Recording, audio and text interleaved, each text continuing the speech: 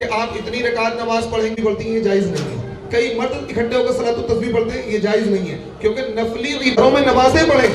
آج لوگ کیا کرتے ہیں، صرف مسجدوں میں نماز پڑھتے ہیں، اپنے گھروں میں عبادت نہیں کرتے ہیں۔ تو نوافل اس طرح کی جو راتیں آتی ہیں، شب برات ہے، شب قدر ہے، اس طرح کی راتوں میں ہمیں ایک وہ عبادت ہے جو سنت کے مطابق ہے، ایک وہ عبادت ہے جو رسم کے مطابق ہے۔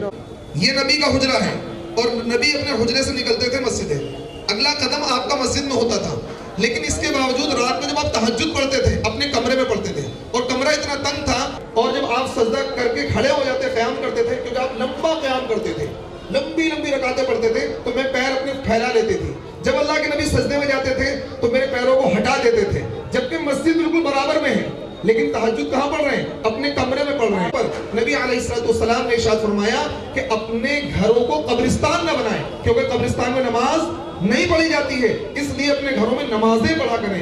سب سے افضل طریقہ یہ ہے آپ اپنے گھر سے باوضو ہو کر آیا کریں، جو پہلے کی سنتیں وہ گھر میں پڑھیں، بعد کی سنتیں گھر میں جا کر پڑھیں۔ اس طرح کی جیسے راتیں ہیں، شب برات ہے، شب قدر ہے، رات میں تہجد ہے، گھر میں پڑھیں۔ تو بچے جب اس ماحول کو دیکھیں گے کہ میرے ابو جان، میری امی جان رات کی تنہائی میں اٹھتے ہیں، اللہ کے سامنے روتے ہیں، اللہ کے سامنے گڑگڑاتے ہیں، اللہ کے سامنے معافیاں مانگتے ہیں، بچے کے اندر کیچنگ پاور بہت زیادہ زبردست ہوتی ہے۔ جو عمل آپ کریں گے وہی عمل آپ کا بچہ کاپی کرے گا۔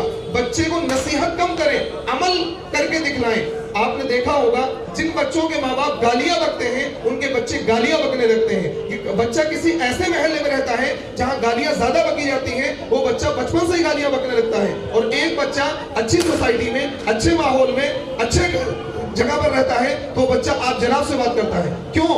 وہ اس کو کوئی سکھاتا نہیں ہے، بلکہ وہ چیزوں کو کیچ کرتا ہے، آبزرو کرتا ہے۔ تو اس لیے جب آپ گھروں میں نماز کا ماحول بنائیں گے، گھروں میں تہجد پڑھیں گے، گھروں میں عبادت کریں گے، گھروں میں سنتیں پڑھیں گے، گھر میں نماز کا ماحول بنائیں گے، تو آپ کے بچے آپ کے اس عمل کو کاپی کر کے نمازی بنیں گے، دیندار بنیں گے، تہجد گزار بنیں گے، شب بیدار بنیں گے۔ پھر وہ بدتمیزی کی رجحانات پر نہیں جائیں گے، غلط راستے پر نہیں جائیں گے۔